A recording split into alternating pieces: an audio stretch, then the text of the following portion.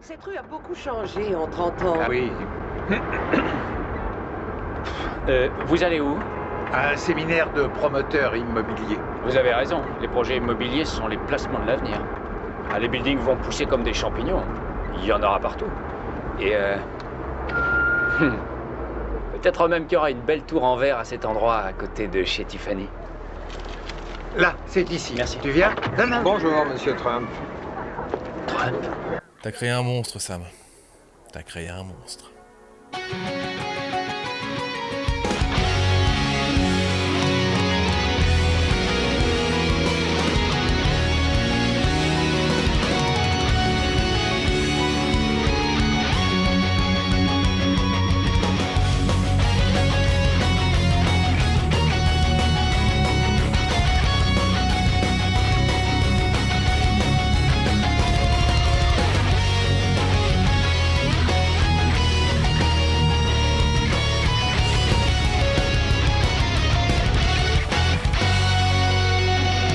Rocketeer naquit le 1er février 1982, soit 5 jours avant votre serviteur, dans les pages du premier numéro de Star Slayers, pour un teasing annonçant son arrivée dans le numéro suivant. Et si Dave Stevens, son auteur, avait basé le design de Rocketeer sur le serial commando Cody, son nom, lui, était issu de la série télévisée Rod Brown of Rocket Ranger, diffusée en 1953 sur CBS, où jouait également l'acteur Cliff Robertson, mieux connu de nos jours pour avoir été l'oncle Ben dans les Spider-Man de Sam Raimi, ainsi que le président dans le Los Angeles 2013, et qui donna son prénom à Cliff Secord, personnage principal de Rocketeer. Tandis que la gueule du héros, elle, est calquée directement sur celle de Dave Stevens, car c'était beaucoup plus rapide. Rajoutons que Peavy est lui basé sur le dessinateur Doug Wildey, avec lequel Stevens avait travaillé sur la série Godzilla, pour le compte de la société Hanna-Barbera, et qu'enfin Stevens se sentait tellement redevable d'avoir utilisé le physique de Betty Page pour son personnage de Betty qu'il contacta la dame en 1992 afin de lui reverser une partie de ses profits. Les deux restèrent d'ailleurs bons amis jusqu'à leur décès en 2008. Oui, Betty décéda la même année que Dave Stevens, soit 9 mois après. J'ajoute également que dans la bande dessinée, le jetpack n'est pas fabriqué par Howard Hughes comme dans le film, mais par Doc Savage, un personnage de pulp créé en roman en 1933, adapté par la suite en bande dessinée qui passa notamment dans le journal de Mickey et qui eut droit à son propre film en 1975, nommé chez nous Doc Savage arrive, avec une version française totalement ironique. Voici la forteresse de la solitude de Doc Savage au fin fond du cercle arctique. C'est là qu'il se réfugie si souvent, loin de la banalité éreintante de la routine quotidienne, pour se concentrer et pour développer ses prodigieuses connaissances. Il étudie l'astronomie, les planètes, les étoiles, l'univers, quoi. Mais je veux aller avec vous. Je n'ai pas peur à vos côtés. Oui, c'est normal. Vous pouvez croire ça? Vous pouvez le croire? Oui, Il peut le croire. Mona, vous êtes batte. D'ailleurs, notez que la bande dessinée fait moult références à l'univers pulp, puisque dans les aventures de Rocketeer à New York, Cliff est engagé par un type nommé Jonah, maître du déguisement et se déplaçant toujours dans l'ombre. Un hommage appuyé au Shadow, un personnage de roman pulp des années 30, qui fut adapté par la suite notamment en radio, puis également dans un film de 1994 que je ne recommande vraiment pas. Sauf si vous voulez voir Alec Baldwin en descendant de Genghis Khan.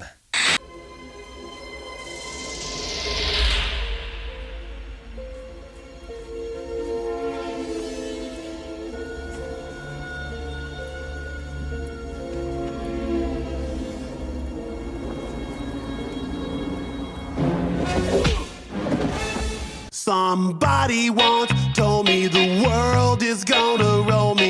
Bref, ainsi, dès sa parution, grâce au style de dessin si particulier de Stevens et tout le côté pulp sympathique du comics, The Rocketeer fut un succès, et suite à une tonne de courriers vantant les mérites de l'homme roquette, la société Pacific Comics demanda à Dave Stevens de passer en publication mensuelle. Mais malgré un cachet de 150$ par page et l'intégralité des droits du perso, celui-ci n'était pas vraiment passionné par l'idée de se contraindre à un rythme de travail régulier dans la bande dessinée, préférant se focaliser surtout sur ses travaux d'illustration. Et là où ça devient très rigolo, c'est que pendant que Dave Stevens commençait à frapper aux portes d'Hollywood pour tenter de faire produire un long métrage sur sa bande dessinée, un jeune producteur du nom de Bob Jacob cherchait, lui, des licences à adapter en jeu vidéo pour sa toute nouvelle compagnie nommée Cinemaware, ayant déjà remporté un petit succès avec le jeu Defender of the Crown, ainsi que l'excellent It Came from the Desert, adaptation non officielle de Them, un film de monstres des années 50.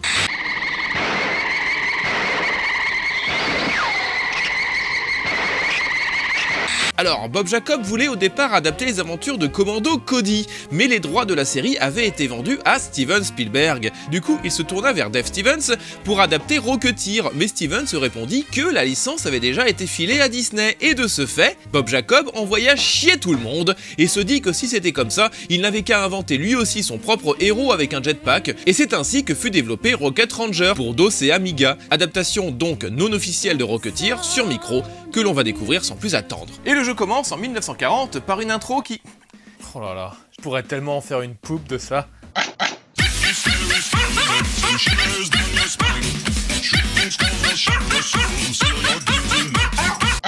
Bref, tandis qu'Hitler envahit pépère l'Europe, notre héros, tranquille et peinard, accoudé au comptoir, voit apparaître un curieux bazar, filé en kit comme un barbare. Devant nos yeux ébahis apparaissent donc une roquette, un disque d'instruction, une montre gigantesque, un flingue à radium, ainsi qu'un mode d'emploi nous expliquant que le colis nous a été livré depuis 100 ans dans un futur où les Allemands ont gagné la guerre, et qu'il revient à nous et à nous seuls d'empêcher Moustachio de conquérir le monde. Ouais, cette pression!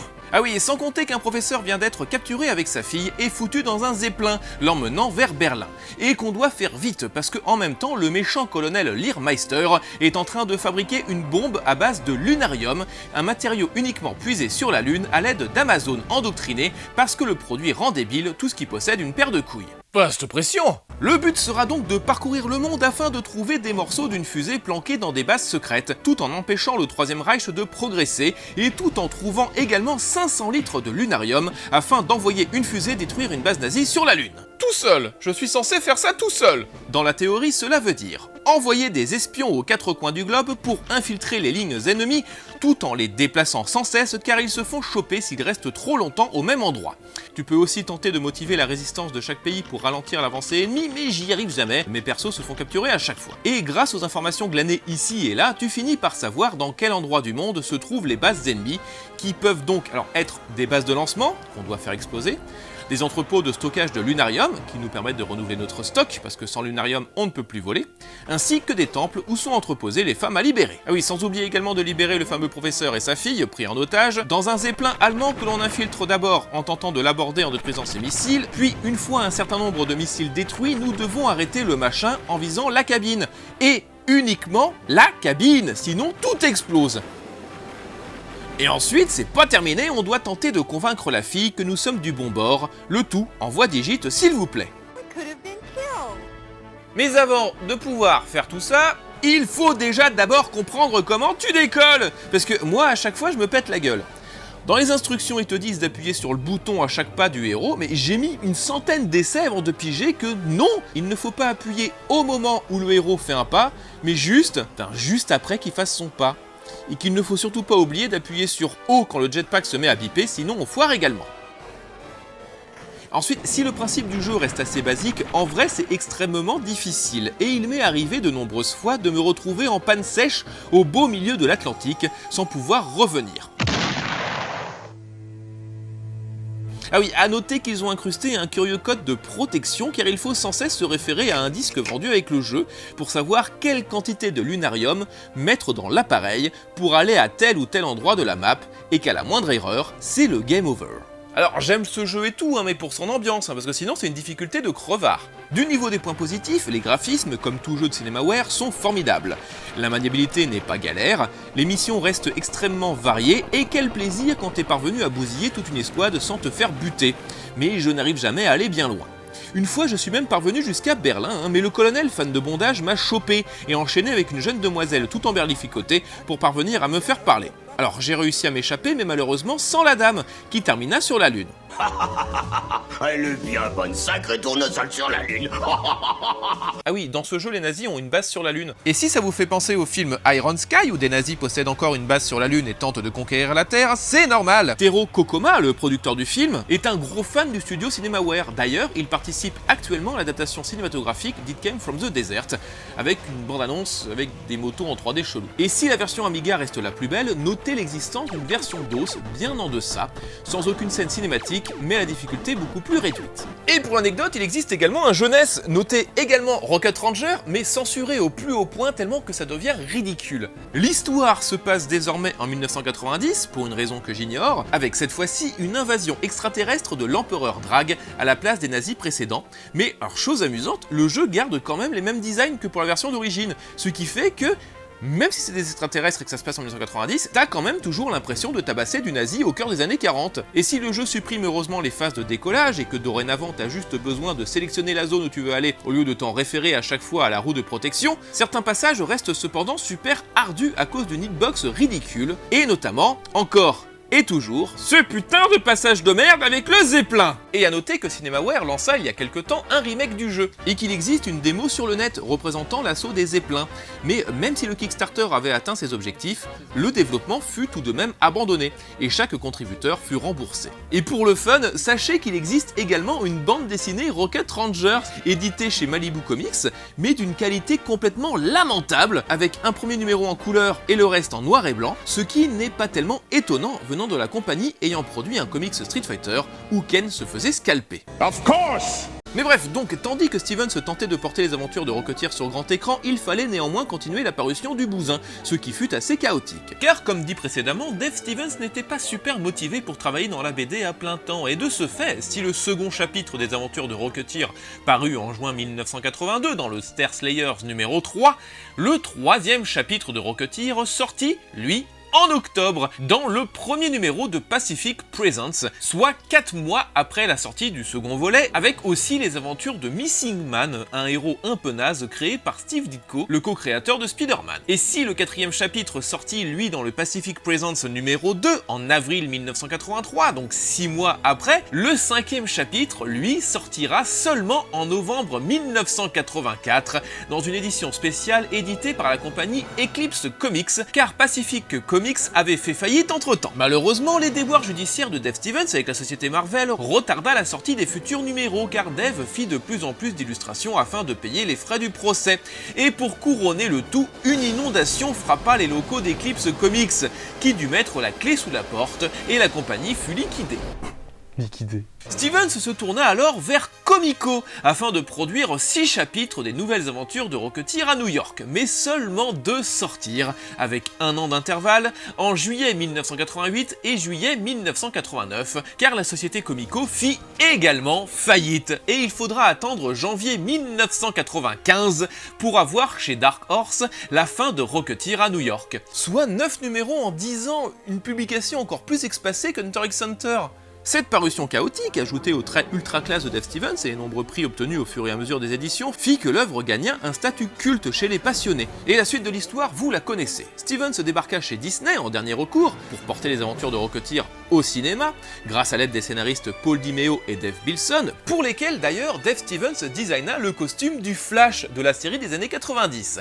Et avant de parler des jeux vidéo, juste 2-3 anecdotes assez rapides. Tout d'abord, je vous avais dit dans la vidéo précédente qu'au lieu de prendre Billy Campbell, Disney proposa tout d'abord le rôle à ce salopard de Johnny Depp. Mais celui-ci refusa car il fut convaincu par un ami proche qu'accepter ce film ne serait pas un bon plan pour sa carrière. Et cet ami se révéla être l'agent de Billy Campbell. Le monde est petit, tout ça. De plus, vous savez que dans le film, ce n'est plus Doc Savage, mais Howard Hughes qui conçoit le casque, et ceci pour 2 raisons particulières. Déjà, parce que Disney possédait au même moment le Spruce Goose, le fameux gros avion d'Howard Hughes, que la firme avait acquis en même temps que le Queen Mary. Mais de plus, et ça c'est mon anecdote préférée, Howard Hughes avait également travaillé avec Walt Disney, en sponsorisant à Disneyland la fusée TWA Moonliner, située au cœur de Tomorrowland, attraction qui fut notamment conçue par Werner von Braun, le fameux savant nazi, concepteur des fusées V2 pour Hitler, dont le Moonliner en reprend le design. Ce qui fut normal puisque von Braun travailla pendant un temps avec la NASA, mais quand même. Donc tu as une fusée nazie à Disneyland. dans un nouveau modèle depuis 1998, mais elle y est toujours. Et tant qu'à rester dans le thème, testons Rocketeer sur NES, sorti en 1991 et développé par Bandai, où là aussi nous retrouvons des nazis dans le monde merveilleux de Disney. Et le jeu commence par de nouveau une musique d'intro qui n'est absolument pas celle du film.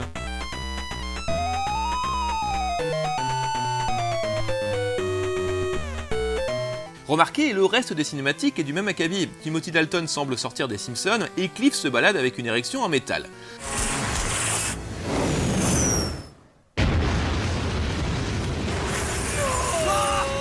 C'est vrai que c'est une quéquette explosive. Bref, la roquette s'envole et on part la chercher. Oh, qu'il est tout petit. Oh bah oui, les décors sont gigantesques, mais regardez comme il est tout petit. Alors on peut taper, sauter, et t'as un système d'armes similaire à Batman sur la même machine, avec Cliff qui possède dorénavant un flingue, une mitraillette et même un bazooka, parce que YOLO, pourquoi pas. Quand tu tapes les ennemis, ils te font... Disparition ninja. Et chose curieuse, nous, on peut traverser les caisses tranquillou, mais pas les balles. Va comprendre, Charles. Bref, le but est tout con, on doit donc traverser chaque niveau labyrinthique afin d'en trouver la sortie, en évitant les ennemis qui te popent à l'infini, et ces saloperies de mines qui t'explosent dans la tronche que tu peux éviter ni en te baissant, ni en sautant. C'est chiant. Ah oui, sans compter que tu ne peux pas utiliser ta roquette tant que tu n'as pas mis la main sur de l'essence. Alors que ça fonctionne à l'alcool, ce machin. Ça fonctionne à l'alcool. Et une fois l'essence trouvée, waouh, c'est super immaniable. Tu te cognes partout, ça va dans tous les sens. Et pour le déclencher, il faut appuyer 2 fois sur saut. Et uniquement 2 fois sur saut. Tenter de l'utiliser en tombant d'une plateforme ne marche pas. Et si tu t'arrêtes en plein vol, tu ne peux pas le réactiver tant que tu n'as pas touché le sol. C'est super mal foutu. Bon, heureusement, si tu as assez d'essence, tu peux passer tranquille les niveaux, en restant en haut, en évitant ainsi les feux d'artifice, ces petites planètes à la con et d'autres roquettes. Pourquoi ils veulent le mien alors, s'ils en ont déjà plein? Et après un boss sous forme de... aviocoptère que tu ne peux pas toucher tant que la cible n'est pas apparue sur sa gueule, c'est le second niveau, où là, rebelote, tu dois parcourir le tout en évitant ces tanks à la con qui sont trop petits pour que tu puisses les buter, et où tu ne peux pas trop voir les projectiles à cause des clignotements de la NES. Puis pareil, ils ont des drones tueurs les mecs. Qu'est-ce que t'en as à branler d'un mec avec une roquette quand t'as des drones tueurs? Alors le boss de fin cette fois c'est Lothar, enfin soit c'est Lothar, soit c'est Spirou, et si tu te mets là, dans le coin là, il essaye même pas de te toucher. Et alors là, je le tape, je sais pas comment. Mais je le tape. Puis après avoir parcouru la féerie des sirènes dans les mers du sud, à pince parce que sans essence durant une bonne partie du niveau, s'ensuit un niveau chez Howard qui reprend en fait complètement les décors du premier stage, mais avec de nouvelles couleurs. Et alors que ce niveau se déroulait en pleine journée, la nuit tombe une fois posé le pied dehors, où tu te retrouves dans Griffith Park avec... des chauves-souris, c'est évident. C'est un logiciel, sont présentes les sempiternelles pipistrelles, évidemment. Et après avoir parcouru la forêt sans essence, à pied, en évitant les branches, les types qui courent, les chauves-souris et parfois tout en même temps, il se met à voler ce con. Pourquoi t'as parcouru la forêt, abruti, alors que tu peux voler, crétin? Et après avoir combattu directement l'observatoire, donc pourquoi pas, tu arrives enfin au Zeppelin, où, alors déjà tu te dis qu'en fait tu t'es tapé toujours la même musique pour chaque niveau depuis le début, mais où tu n'as toujours pas d'essence. Mais oui, pourquoi vouloir voler dans un jeu nommé Rocketeer? Pourquoi faire? Du coup, tu te tapes un labyrinthe au cœur du Zeppelin, rappelant les heures sombres d'Indiana Jones et la dernière croisade sur Mega Drive, et s'ensuit un niveau avec du vide, des flammes géantes, des mini-tanks, pas de doute, c'est le dernier stage. Et puis enfin, c'est le dernier boss, Neville Sinclair, donc, dans un combat ultra palpitant. Non, c'est... Ouh. Qu'est-ce qu'on s'amuse? Hein? Voilà, faut attendre qu'il tire, puis tu tires, puis t'attends. Et... Hein? Ok, il s'est jeté dans le vide tout seul. J'espère que c'est pas un otage. Cinématique, musique d'intro pour la fin, le strict minimum. Eh ben quelle merde! La maniabilité est laborieuse, les graphismes sont vraiment pas terribles pour de la NES, surtout 1991, les sprites sont ridicules, les clignotements chelous, les vagues d'ennemis incessantes sont relous, t'as que 2 musiques pour tout le jeu, les niveaux sont laborieux, et heureusement que j'ai fait les codes pour me rajouter des points de vie à l'infini, parce que si tu meurs au boss, genre, tu te retapes quand même tout le niveau d'un coup. Puis c'est vraiment pas palpitant, t'as aucun niveau en shmup. Qui s'est dit que ça serait super génial de faire un jeu Rocketeer sans niveau en shmup, où tu restes à terre à la longueur du temps? Mais heureusement, au même moment sortit The Rocketeer sur DOS et Super Nintendo, cette fois-ci directement supervisé par Disney, avec, on l'espère, une meilleure jouabilité.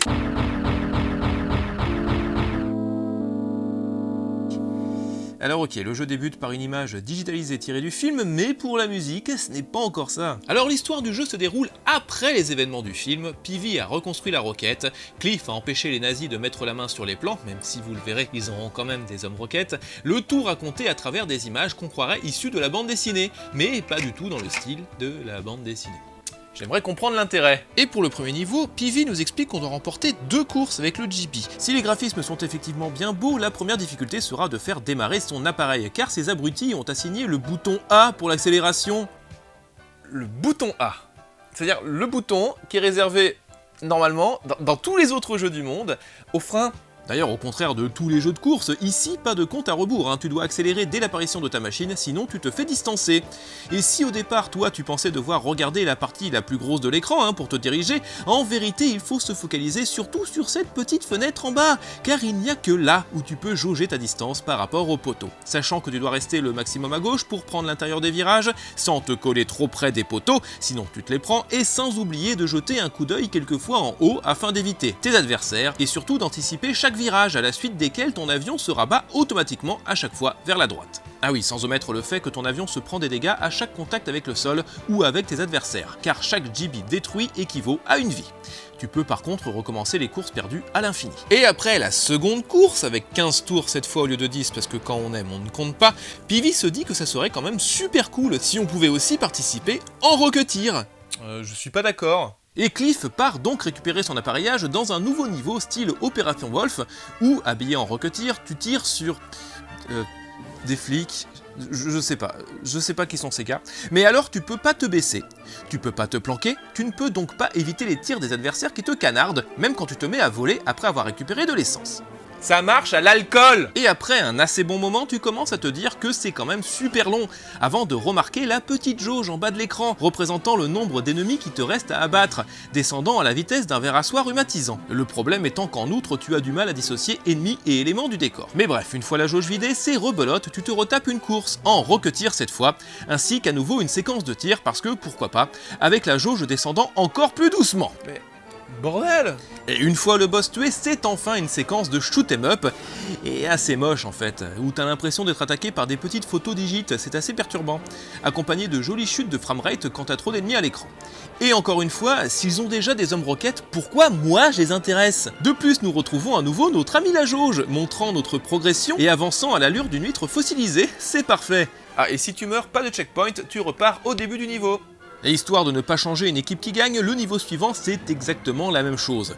Même pas un nouveau décor, ni une nouvelle musique, rien, où tu pilotes un appareil beaucoup plus gros et moins maniable que précédemment et tu finis par te bouffer quasiment tout ce qui apparaît à l'écran. Et enfin, dernier stage, tu atterris avec ton jetpack sur un zeppelin, mais pas à l'étage du méchant, parce que ça serait beaucoup trop simple comme ça, où Jenny est à nouveau enlevée et utilisée comme monnaie d'échange contre notre roquette. Mais comme j'arrête pas de le dire, c'est complètement con, puisque des jetpacks ils en ont déjà plein, et avec la force d'invasion qu'ils ont, c'est pas un branquignolo de plus ou de moins qui pourrait faire une grande différence. Néanmoins, je dois donc me battre contre d'autres hommes roquettes, dans une séquence de beat'em all totalement pétée, puisque en matière de coups t'as coup de poing haut, coup de poing bas, et c'est marre. Pas de blocage, pas de pied, pas de saut, que dalle. Autant dire l'éclate totale.